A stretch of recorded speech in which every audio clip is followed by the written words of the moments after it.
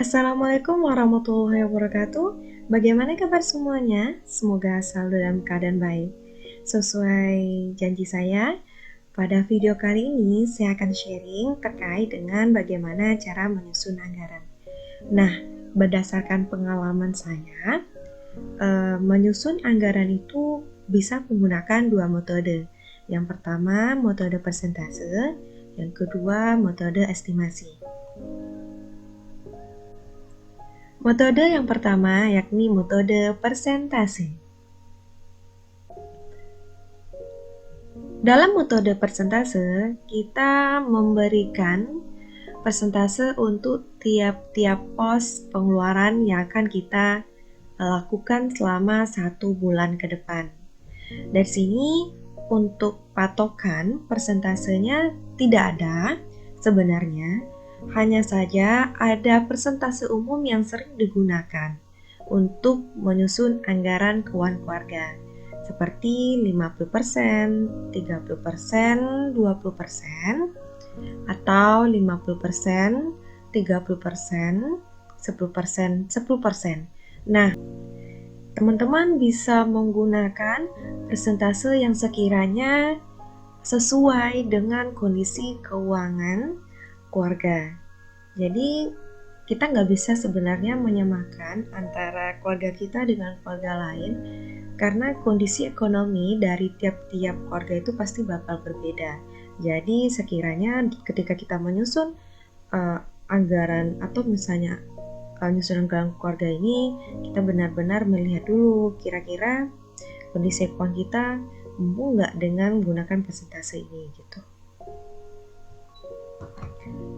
Langkah pertama dalam menyusun anggaran itu kita mencantumkan semua pemasukan, baik itu pemasukan dari suami, dari istri, ataupun dari bisnis yang kita jalani. Jadi semua pemasukan itu kita kumpulkan, kita totalkan menjadi satu. Pemasukan harian ataupun mingguan lebih baik dikumpulkan dulu selama 1 bulan. Jadi, jika Anda bertanya, bagaimana kita memulai metode ini kalau sekiranya pemasukan kita harian atau mingguan? Nah, untuk sementara, kita bisa menggunakan uang tabungan dulu untuk kebutuhan sehari-hari ketika ingin memulai metode ini. Nah, selanjutnya, tugas kita adalah memberikan persentase untuk tiap pos-pos pengeluaran ataupun pos-pos lainnya. Pos untuk kebutuhan rumah tangga atau kebutuhan hidup itu 50%. Kemudian untuk saving itu bisa 20%. Selanjutnya untuk cicilan ataupun pengeluaran wajib 30%. Tugas kita berikutnya adalah mencantumkan atau meliskan kira-kira dalam pos untuk pengeluaran rumah tangga itu kira-kira apa aja. Misalnya seperti belanja bulanan, belanja mingguan, keperluan anak, pegangan, PDAM, listrik, transportasi, untuk pegangan ayah, dan lain-lain yang sekiranya masuk bagian dari pengeluaran sehari-hari atau pengeluaran untuk kebutuhan hidup, yang mana totalnya ini adalah 50% dari jumlah pemasukan yang ada. Pos berikutnya adalah saving atau tabungan.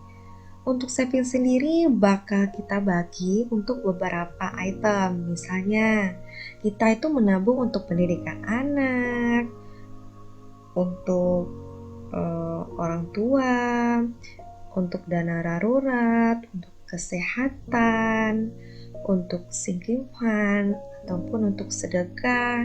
Nah, kita masukkan ke bagian tabungan ataupun saving. Nah, di sini untuk saving itu kita persentasekan sebesar 20% dari total pemasukan ataupun total pendapatan.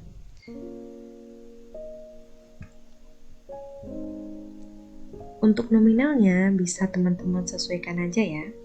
Jadi Intinya sih untuk mengisi nominal-nominal tiap pos itu tergantung dengan perkiraan kita saja dan kemampuan kita. Pos berikutnya yakni cicilan atau saya mengkategorikannya sebagai pengeluaran wajib, yakni sebesar 30%. Jadi di sini ketika kita memiliki pemasukan, alangkah lebih baik kita mengeluarkan terlebih dahulu pengeluaran wajib ini. Nah, contohnya seperti cicilan rumah udah harus kita sisihkan nih, atau mungkin kontrak rumah, sewa rumah, arisan, atau bahkan kita memiliki utang. Jadi keluarkan terlebih dahulu untuk membayar kewajiban ini. Metode kedua, metode estimasi. Pada metode estimasi ini, kita hanya menggunakan estimasi ataupun perkiraan terkait dengan nominal pengeluaran untuk 1 bulan ke depan. Jadi gimana sih caranya kita bisa mencantumkan berapa nominal untuk tiap-tiap pos? Nah, ini biasanya berdasarkan pengalaman kita selama berapa bulan sebelumnya. Sederhana deh, ketika kita itu belanja di pasar untuk tiap minggu, biasanya kan kita udah hafal nih harga dari barang-barang di pasar. Nah, jadi ketika misalnya kita bikin belanjaan, itu kita udah bisa menerkap kira-kira kalau misalnya kita belanja A, B, C, D, E, itu habisnya berapa. Nah, begitu juga dengan anggaran keuangan keluarga menggunakan metode estimasi ini. Jadi kita tuh udah bisa meraba-raba bahwa untuk 1 bulan ke depan dengan dana segini insya Allah cukup dengan dialokasikan ke beberapa pos. Nah, caranya itu hampir sama ya teman-teman. Pertama, kita cantumkan semua pemasukan, baik itu dari suami, istri, usaha. Yang berikutnya, baru deh kita catat pengeluaran-pengeluaran yang akan terjadi sekiranya 1 bulan ke depan.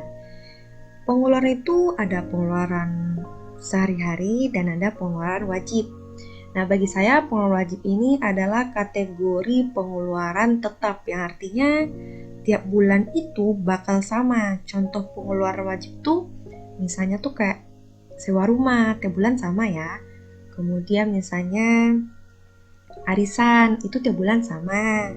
Atau mungkin pos-pos lain atau mungkin item-item lain yang selalu sama tiap bulannya. Atau mungkin teman-teman itu ada cicil rumah, beli rumah ini kan ada cicilannya. Nah, itu tiap bulan sama. Nah, itu dia adalah salah satu pengeluaran wajib yang kira-kira nominal itu pasti bakal sama tiap bulannya. Selanjutnya, untuk pos pengeluaran kebutuhan sehari-hari. Nah, di sini kita mencantumkan kira-kira di kebutuhan sehari-hari ataupun kebutuhan hidup ini kita bakal melakukan pengeluaran apa saja. Nah, hampir sama dengan metode presentasi sebelumnya seperti pengeluaran bulanan, mingguan, listrik, PAM gitu. Atau mungkin apalagi ya, transportasi, pulsa. Nah, nominal untuk tiap-tiap pos, tiap-tiap item dalam pos ini itu kita estimasi. Misalnya ya untuk bulanan. Beberapa bulan sebelumnya, kalau misalnya teman-teman itu rajin mengumpulkan stok, itu bakal kelihatan rank belanja bulanan teman-teman itu berapa kira-kira selama 1 bulan itu. Nah, di situ bisa kita estimasi bahwa untuk kebutuhan bulan itu kira-kira cukuplah dengan nominal sekian, misalnya 300, selama ini mungkin banyak 200 sekian, 100 sekian, 200 sekian. Nah, oke, kita ambil deh gitu kan. Estimasi maksimal itu misalnya 300. Maka kita cukup-cukupkan 300 untuk nominal bulanan ini. Atau mungkin mingguan. Selama ini kita belanja mingguan itu selalu misalnya di bawah 200 nih ranknya. Oke deh, berarti kita estimasi bahwa mingguan itu 200. Begitu pula dengan item-item lain yang mana kita itu udah bisa memperkirakan 1 bulan itu habisnya berapa. Meski demikian, yang perlu kita pahami ketika menyusun anggaran keluarga adalah jangan sampai anggaran mengikuti keinginan kita atau kebutuhan kita. Jangan sampai demikian, tapi kitalah mengikuti seberapa besar jumlah suatu anggaran. Kalau sekiranya kita menetapkan anggaran yang terkecil, maka kita harus bijak dalam mengelola keuangannya. Apakah nantinya ada beberapa item yang mungkin mesti kita kecilkan nominalnya, ataupun ada beberapa item yang mesti kita hilangkan nih. Artinya kita mesti lebih hemat dalam menjalani kehidupan. Kira-kira sih seperti itu teman-teman. Harapannya sih setelah kita menyusun anggaran keuangan ini, kita memiliki dana lebih yang mungkin saja nilai aktual itu lebih rendah ketimbang nilai yang kita anggarkan. Sehingga setiap sisa dana lebih itu bisa kita tabung, ataupun mungkin eh, kita gunakan atau kita kelola lagi untuk periode berikutnya. Intinya sih ada dana lebih ya teman-teman yang bisa digunakan untuk tabungan ataupun untuk sinking fund. Baiklah, saya rasa itu aja sih untuk video kali ini. Semoga ada manfaatnya bagi teman-teman semua. Mohon maaf atas semua kekurangan. Saya akhiri. Assalamualaikum warahmatullahi wabarakatuh. Sampai jumpa.